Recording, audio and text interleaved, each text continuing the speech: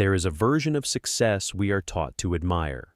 The founder who works 90-hour weeks, the trader who calls the market right, the executive who claws up from the mailroom.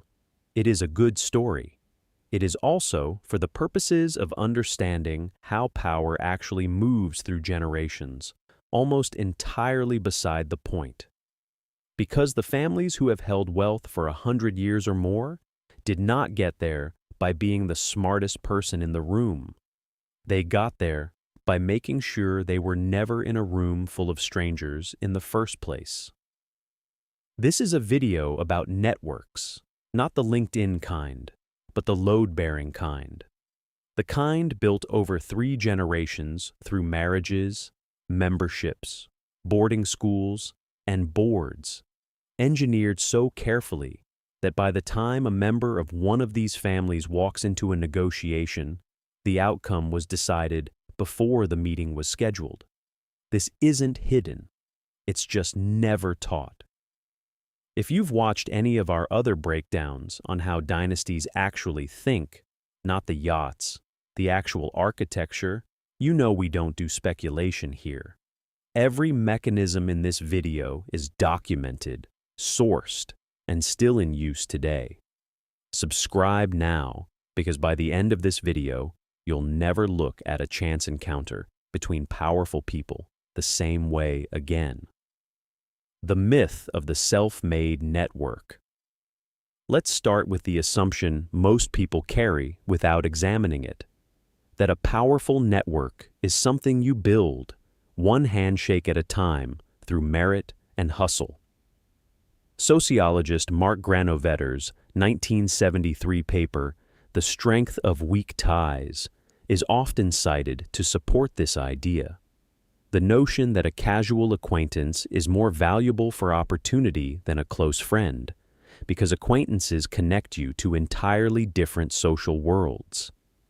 It's true, and it's useful for an ambitious professional climbing a single career ladder. But old money doesn't operate on weak ties. It operates on what the French sociologist Pierre Bourdieu called social capital, a term he defined with unusual precision in 1986. The aggregate of resources linked to possession of a durable network of institutionalized relationships, of mutual acquaintance and recognition. Notice the word institutionalized. Bourdieu wasn't describing friendship. He was describing membership in clubs, schools, and family lines that certify who belongs before a single conversation takes place. This is the first thing to understand about dynastic networking. It is not built through effort in the moment. It is inherited, the same way a trust fund or a family business is inherited. A 19-year-old from an old money family walks into a room at a private club not as an unknown quantity to be evaluated, but as a known quantity, vouched for by 3 generations of dues payments, tuition checks, and intermarriage. Compare that to the self-made professional who has to build credibility from zero in every new room they enter.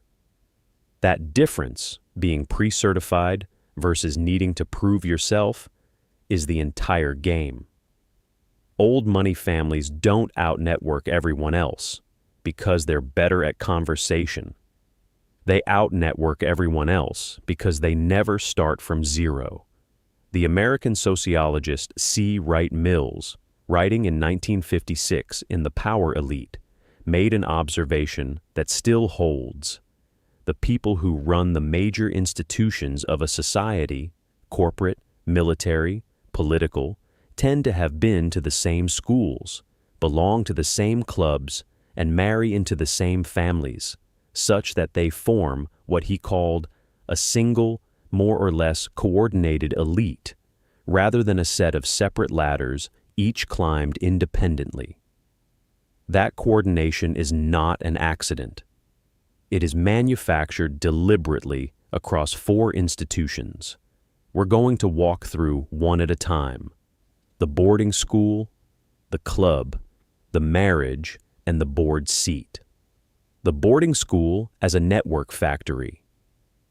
If you want to understand where dynastic networks are actually built, don't look at the boardroom. Look at a campus in rural New England at age 14.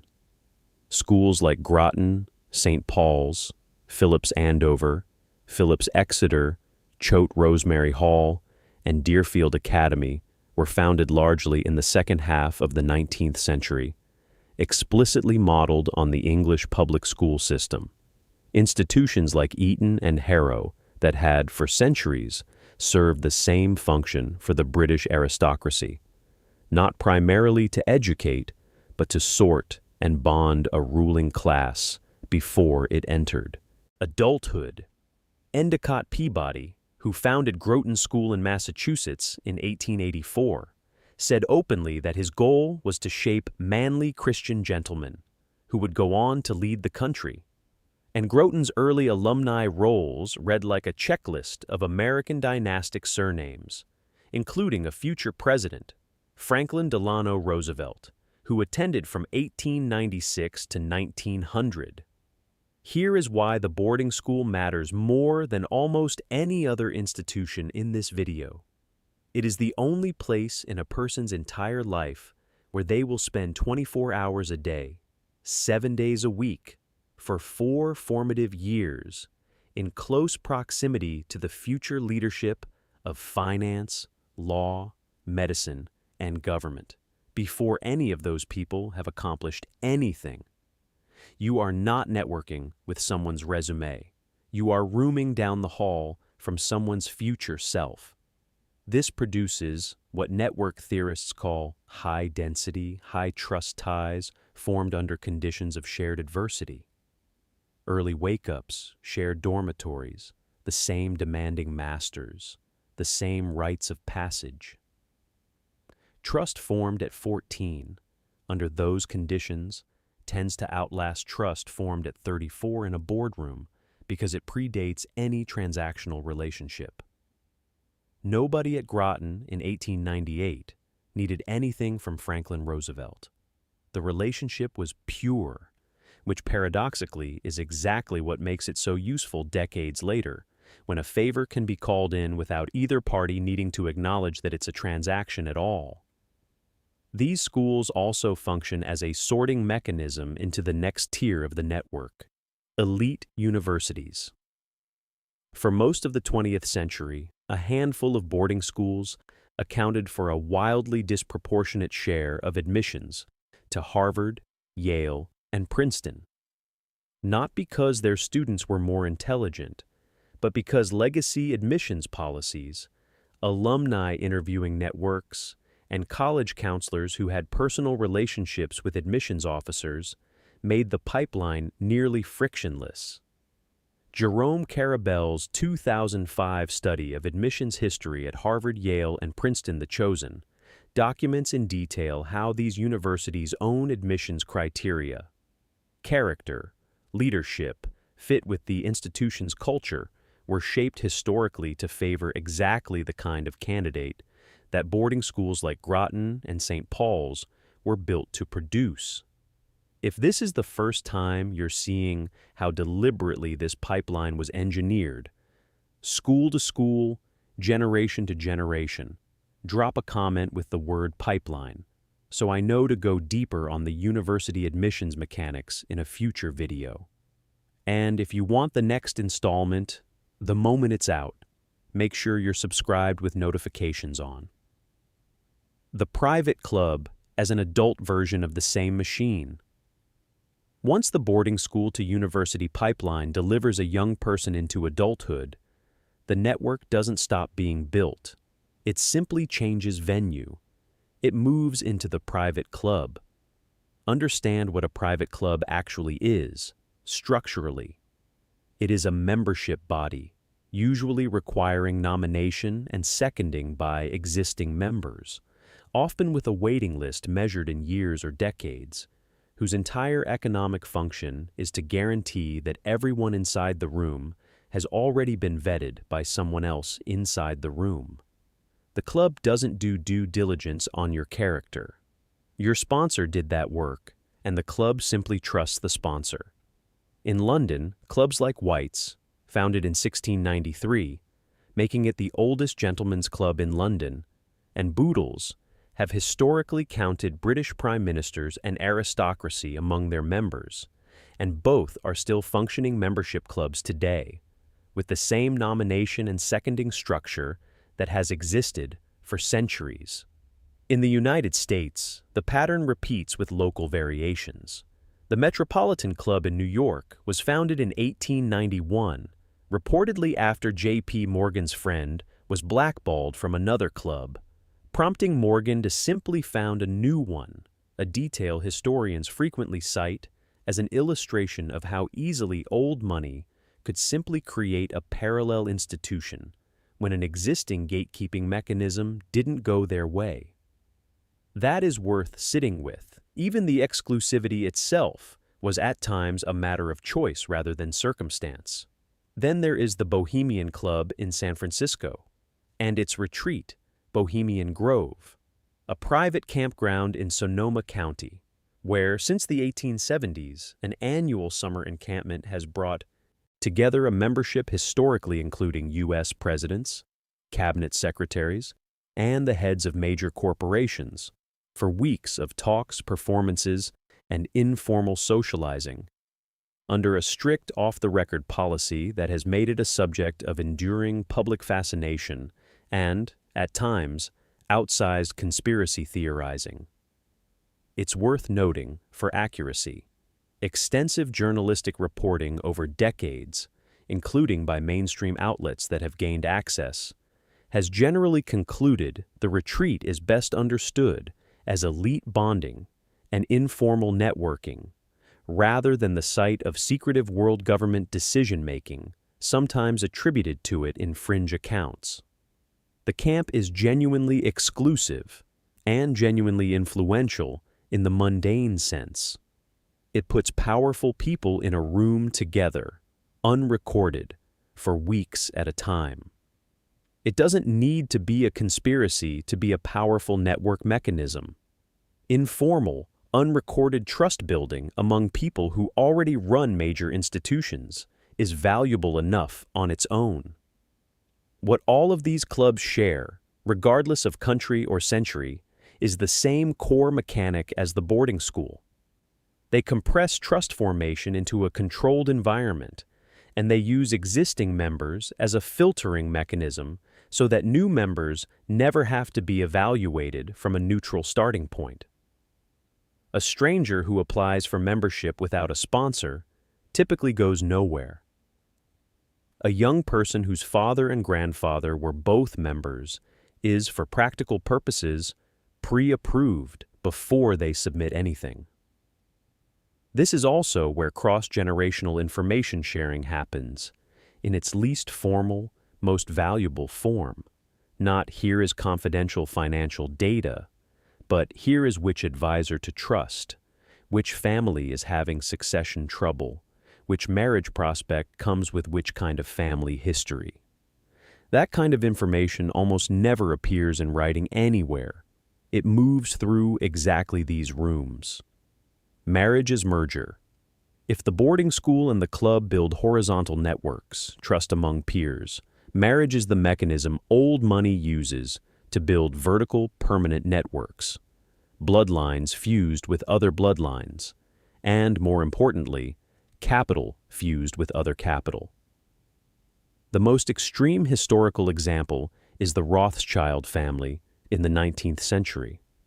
Meyer Amschel Rothschild sent his 5 sons to found banking houses in 5 different European financial capitals: Frankfurt, London, Paris, Vienna, and Naples, and the family maintained control and cohesion in part through a strikingly high rate of marriage between first and second cousins within the family across multiple generations. This wasn't sentimentality. It was a deliberate mechanism to prevent the dilution of both capital and information across 5 separate national banking operations that needed to coordinate as if they were one. American old money did something structurally similar, though with less consanguinity and more strategic alliance between separate dynasties. The intermarriage between the Astor, Vanderbilt, Whitney, and Roosevelt families across the late 19th and early 20th centuries wasn't romantic coincidence at the rate it occurred.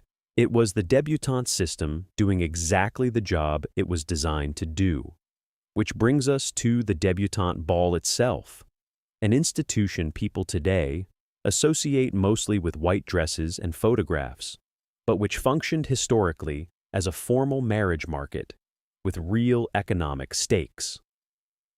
A debutante's coming out into society was, in blunt terms, a public certification that a young woman was of marriageable age, of a specific family lineage, and available within a curated pool of eligible bachelors who had themselves been vetted through the same boarding school and club system already described.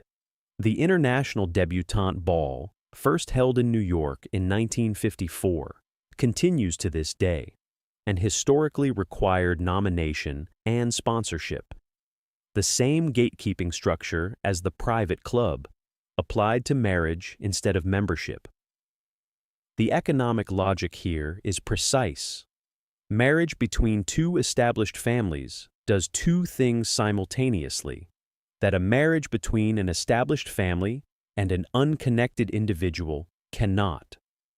First, it consolidates two networks into one: the in-laws club memberships, business contacts, and political relationships become available to both families rather than just one.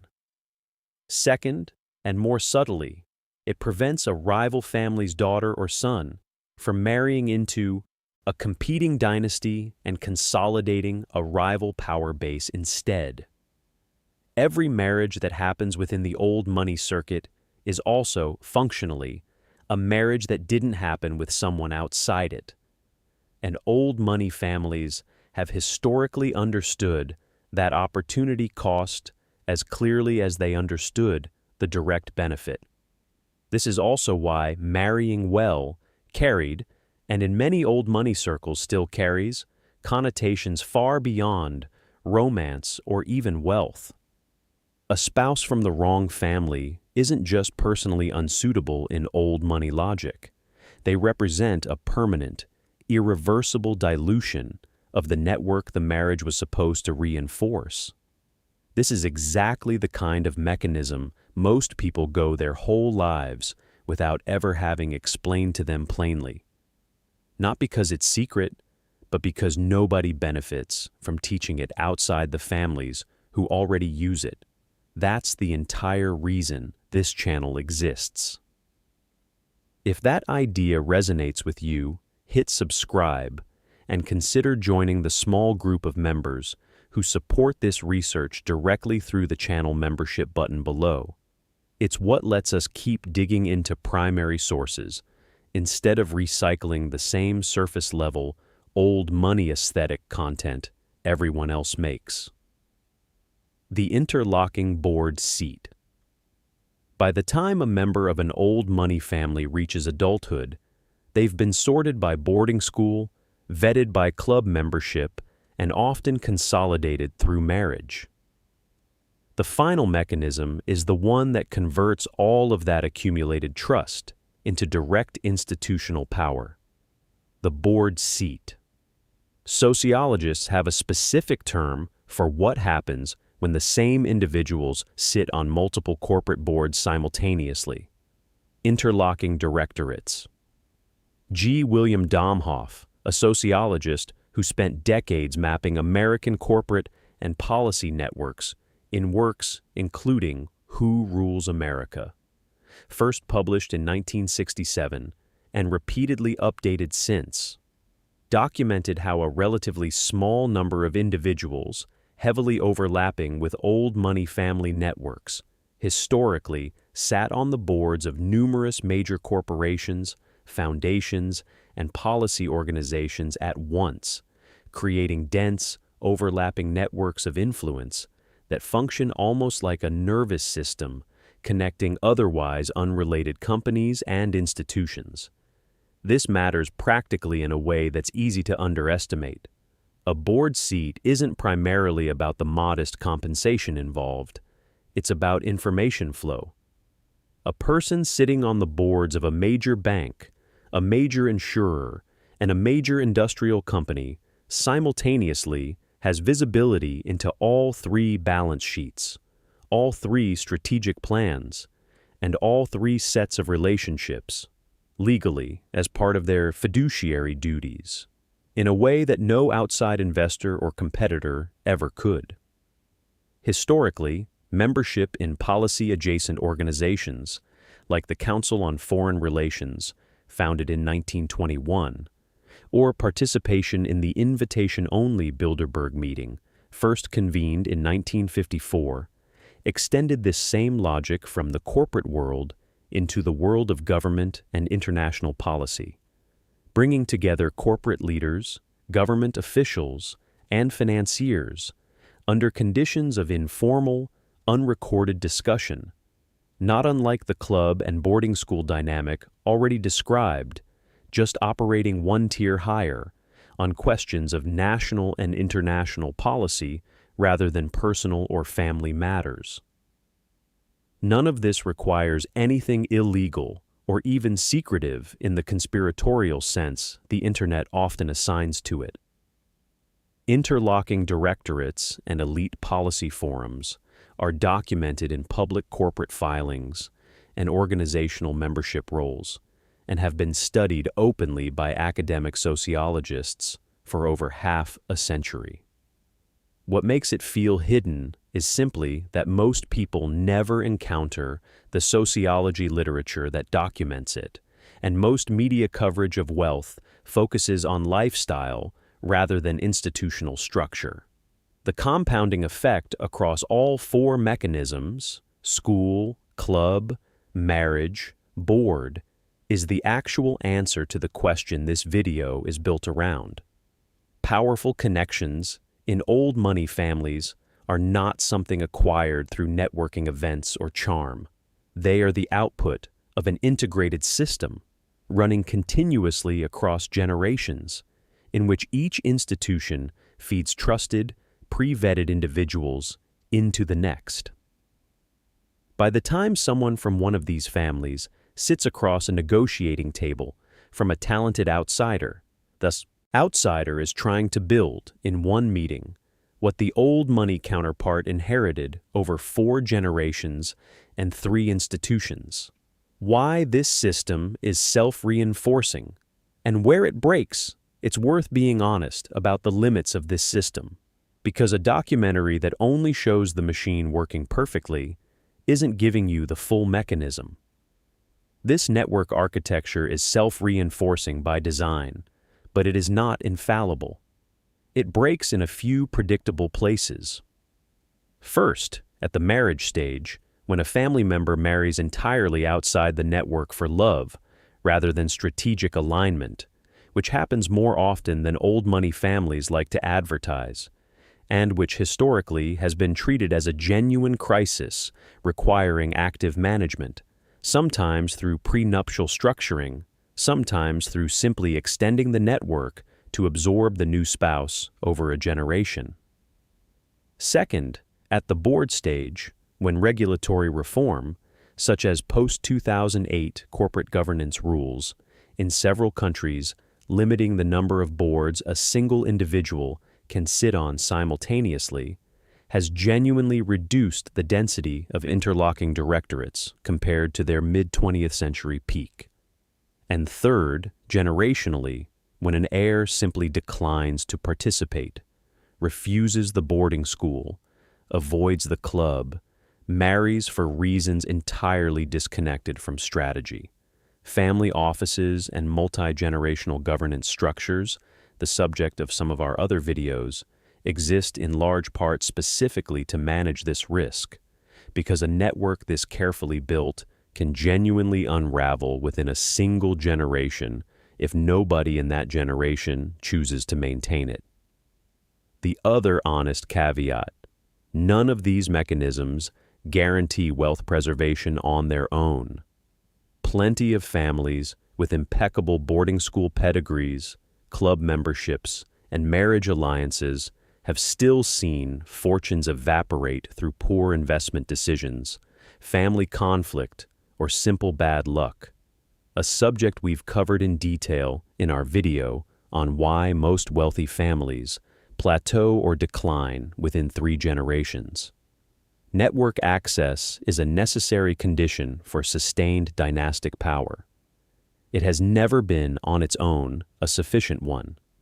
If you want to understand the other half of this equation, what happens when the network holds but the money doesn't, or the money holds but the family fractures?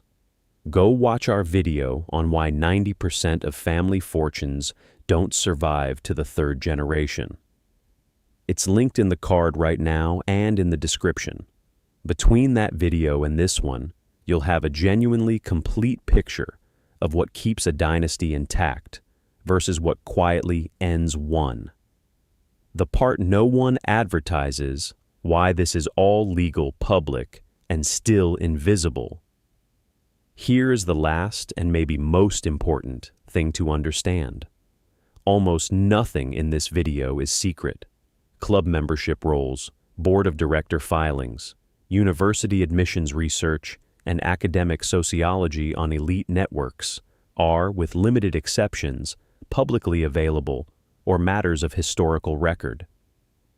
Jerome Carabel's admissions history, C. Wright Mills and G. William Domhoff's decades of published sociology, biographies of the Rothschild family, and the founding records of clubs like White's and the Metropolitan Club are sitting in libraries and on bookshelves, unclassified and unhidden. What makes the system feel invisible isn't concealment. It's that nobody with access to it has any incentive to explain it to someone without access to it. And nobody without access to it typically encounters the specific academic literature, sociology of elites, network theory, admissions history that documents it clearly. The information gap isn't a locked door. It's simply a door nobody who doesn't already know it exists thinks to look for. That's really the position of this entire channel. Not that old money hides its methods, but that its methods are simply never taught to anyone who isn't already inside them. Until now. If this video changed how you see the phrase, "it's all about who you know," that's exactly the reaction we're aiming for with everything we make here. Subscribe if you haven't. Tell us in the comments which institution surprised you most. The boarding school, the club, the marriage market, or the boardroom. And we'll be back soon with the next mechanism most people never get explained to them. Thank you for watching.